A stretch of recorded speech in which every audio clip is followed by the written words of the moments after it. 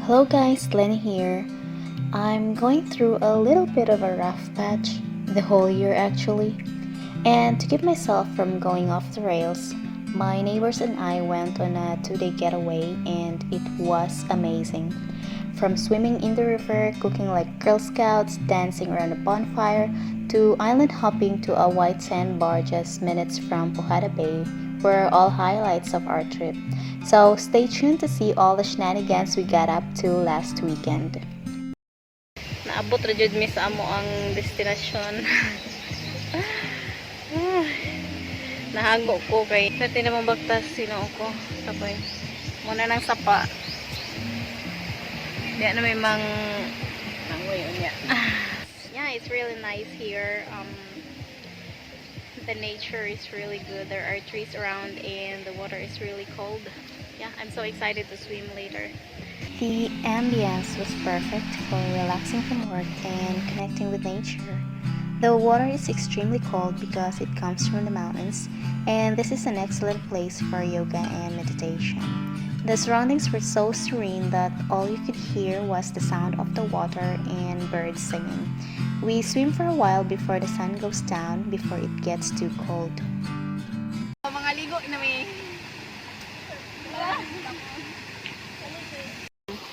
daw kayong tubig pero para makamata may dive na may diri. Now, let me tell you what happened. The original plan was for me to jump. I knew I was afraid of heights, but I didn't realize how bad it was until that moment because, as you can see, it wasn't that high. I decided not to jump on my first attempt and opted to calm down and try again. Salong na lang ko kay nahadlok ko. Kay taas kayo. Nawoy?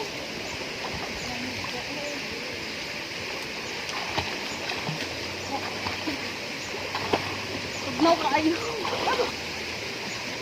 Muambak kung tako ganiha pero nahadlok ko kay taas kayo. So, ano lang ko. Mulangoy na sa ko, manguan sa kong igong ko so kay muambak ko niya.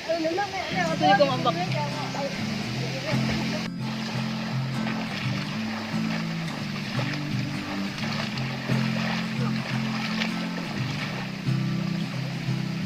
Muambak na siguro ko? No? No. Muambak na jud ko. Final. Final na jud ni final. Muambak na jud ko. Sagpa ako, hindi pa dyan kumambak. A few moments later.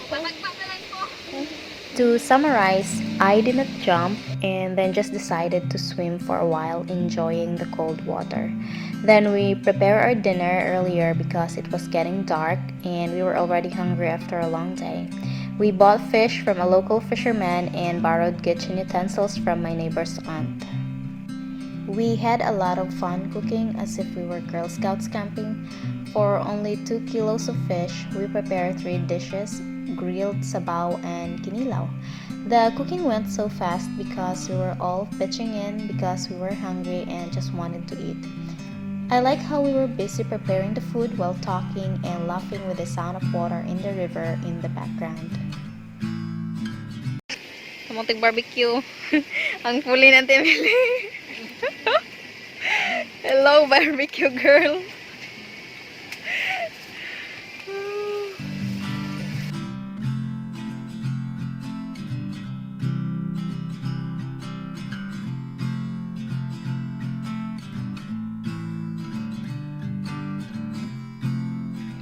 We didn't have enough plates to fit all of the food, so we used 2 small banana leaves to put the rice and the fish dishes we cooked together.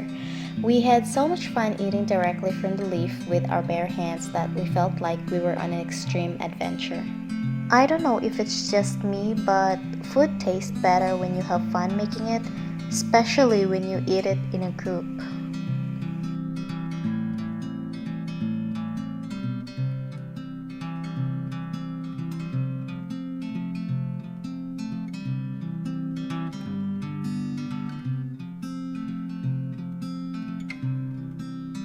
naluto ng tanan di ibang gutom na mig binakasukan kaniha karon naon. Sit.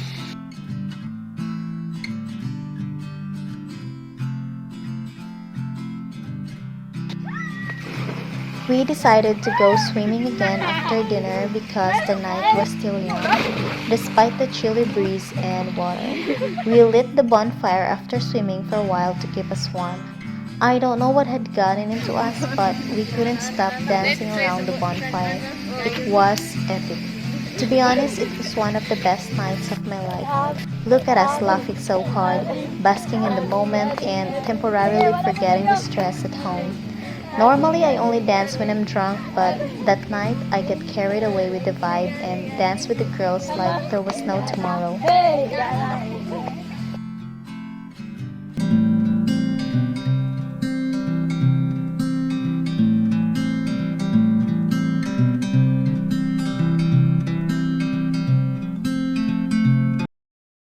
The next morning, we woke up too early to go island hopping before the big waves came. Day 2 sa amo ang laag mga tumig. Pujada. See you there.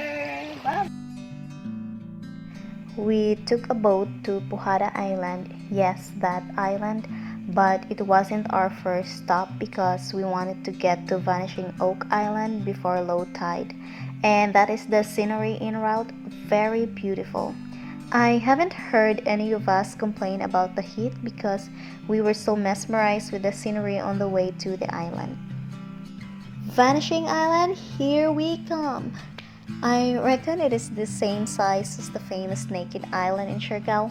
We couldn't wait to get off the boat and enjoy the white sand and water.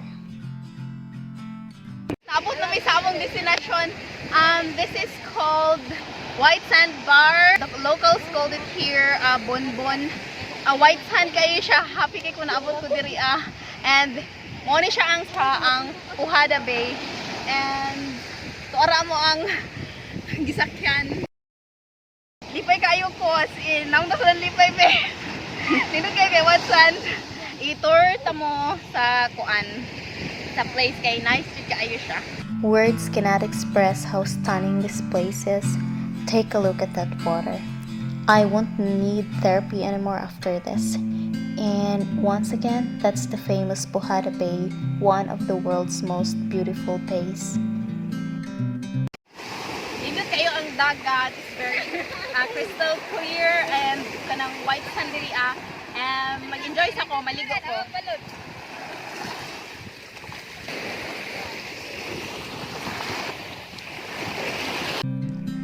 And there I am, soaking in the world-class crystal clear water and powdery sand. Oh, and just a disclaimer, what you're about to see is me doing my beach ritual. Yes, it's my low-budget Baywatch run.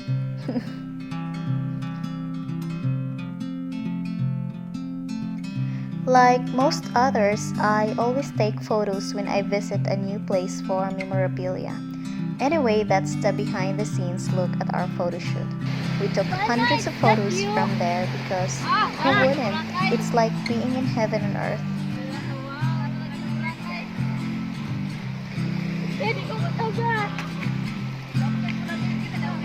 Apologies for the dancing. I was simply so ecstatic to be in such a lovely place that I couldn't help but dance.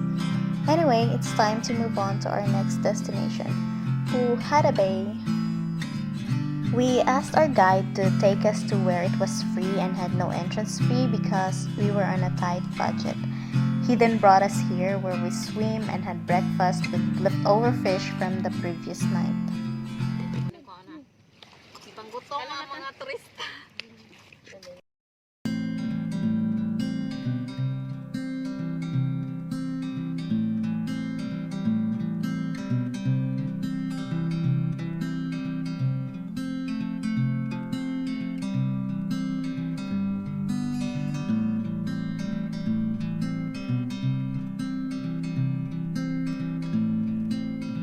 That's a wrap, guys.